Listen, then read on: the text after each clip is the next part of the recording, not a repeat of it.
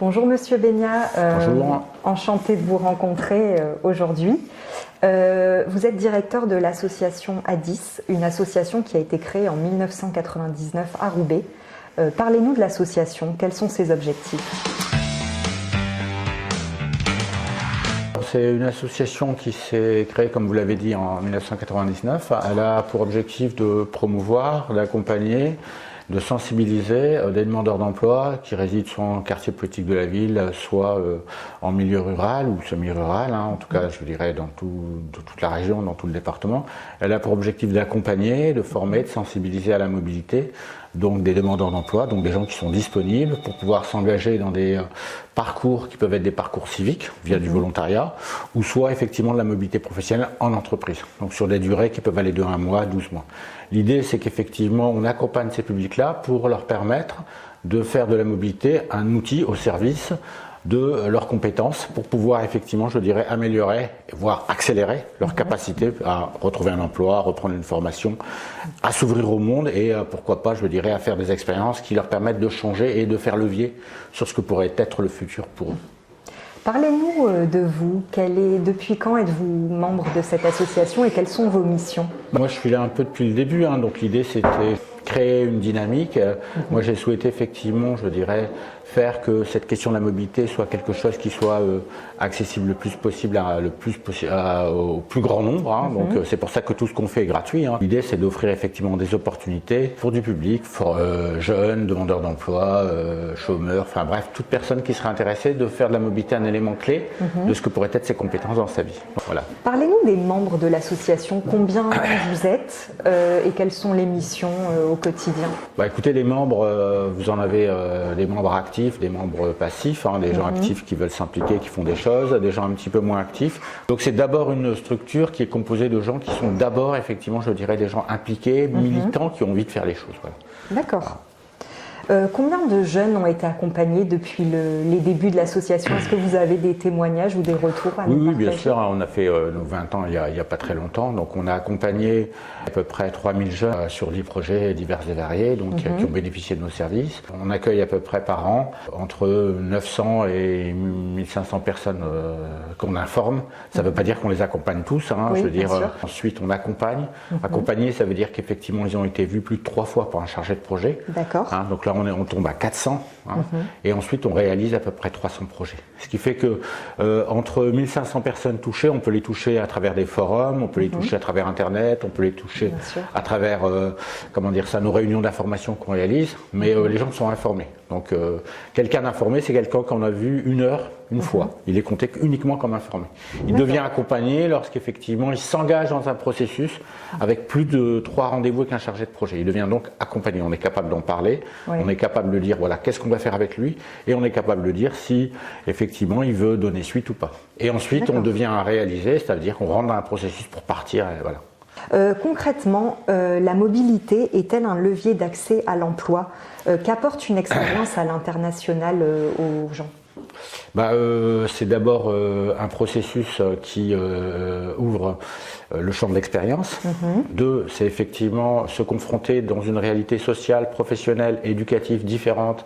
Ça permet aussi à travers un cadre, parce qu'effectivement lorsqu'on promeut la mobilité, on la promeut dans des programmes qui sont bien cadrés, c'est-à-dire qu'ils ne sont pas, comme on dit, des programmes cadrés, ils partent sur des programmes européens ou nationaux, le VSI, le Service civique pour la France, le Corps européen de solidarité, l'ancien SVE, donc ils partent dans des programmes où tout est cadré, c'est-à-dire cadré dans le sens où il y a un contrat, il y a un contrat, il y a une formation, il y a une assurance, bref, il y a des normes auxquelles on doit répondre pour qu'effectivement les gens puissent partir. Donc ils rentrent dans un programme pour lequel ils savent quand ils partent, pour combien de temps, dans quelles conditions, comment, et avec quel type de tutorat, quel type de préparation. D'accord. Comme dans toute association, vous avez des bénévoles. Quelles compétences ou soft skills sont nécessaires pour faire du bénévolat, ou en tout cas importantes? Il n'y a pas de prérequis ni en soft skill ni en hard skill. Il y a juste de la motivation, de l'intérêt sur des questions, je dirais, qui nous intéressent. Voilà, le bénévolat, c'est d'abord une forme d'intérêt et d'implication qui n'appelle pas des compétences techniques ni des soft skills, qui demande essentiellement de l'empathie, c'est-à-dire qu'on s'y intéresse. Après, si on veut devenir volontaire, c'est-à-dire si on veut s'impliquer de façon plus structurelle, j'ai envie de dire, parce qu'on a beaucoup de temps, etc. Là, effectivement, on peut être formé en interne, on peut proposer des formations pour des volontaires qui veulent. On a d'ailleurs des volontaires qui sont parmi nous, donc soit des volontaires du service civique, soit des volontaires européens. Si demain je souhaite devenir bénévole dans votre association, quelles sont les démarches à suivre? Il faut juste nous envoyer un mail, c'est tout. Donc après, Voilà. ensuite, on vous reçoit et on voit qu'est-ce qu'on peut faire ensemble. D'accord. L'idée, simplement, c'est de trouver des points d'achoppement entre le bénévole et nous. Des fois, on en trouve, des fois, on n'en trouve pas. Donc l'idée, c'est vraiment que, effectivement, je dirais, chacun puisse être utile à l'autre. On ne va pas faire d'occupationnel. On n'a pas besoin de bénévoles pour faire des choses, je dirais, qui n'ont. On n'a pas besoin de bénévoles pour faire des choses répétitives qu'on peut faire nous-mêmes. On va avoir besoin de bénévoles pour préparer des événements, par exemple, pour pouvoir faire profiter de son expérience. Donc, on a un programme de mentorat, par exemple, pour nos anciens volontaires qui sont partis, qui peuvent accepter d'être mentors pour les nouveaux. Oui. Vous voyez ? Donc oui, on a ce programme-là, c'est du bénévolat, mais c'est du mentorat aussi.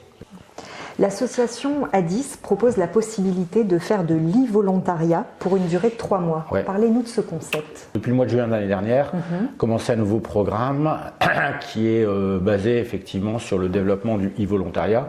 Alors c'est quoi? C'est la possibilité pour des futurs volontaires de pouvoir mettre à disposition leurs compétences auprès de nos partenaires des pays du Sud sur, je dirais, du e-volontariat à partir de compétences techniques très précises.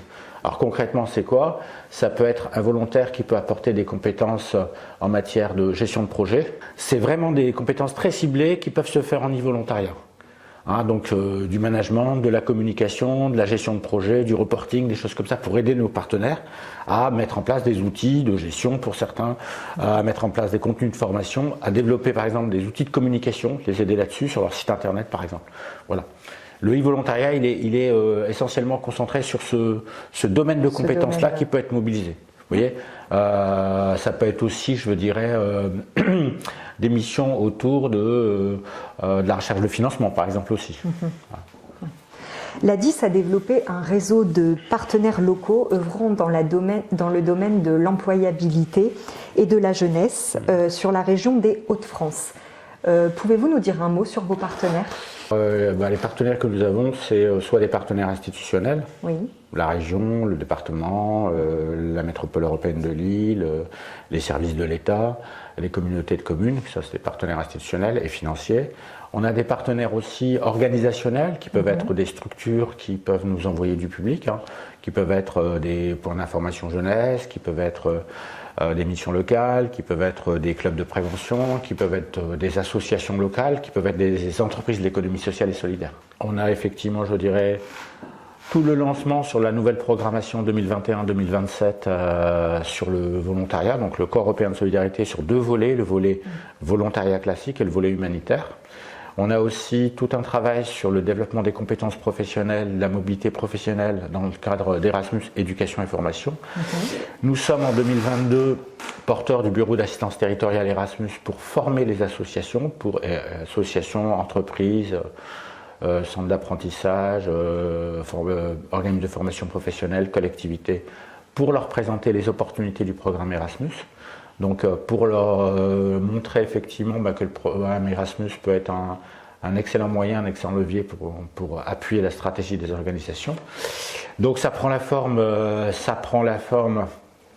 de sessions de formation, initiation et approfondissement, ce qui permet aux organisations de pouvoir se former et donc de pouvoir aussi derrière, j'ai envie de dire, entrevoir si le dépôt d'un dossier Erasmus peut être, je dirais, utile pour le développement des organisations. Surtout que le programme Erasmus finance la formation des bénévoles, finance la formation des professionnels, finance la mobilité du personnel éducatif, des apprentis, des professionnels, y compris l'audiovisuel et la culture.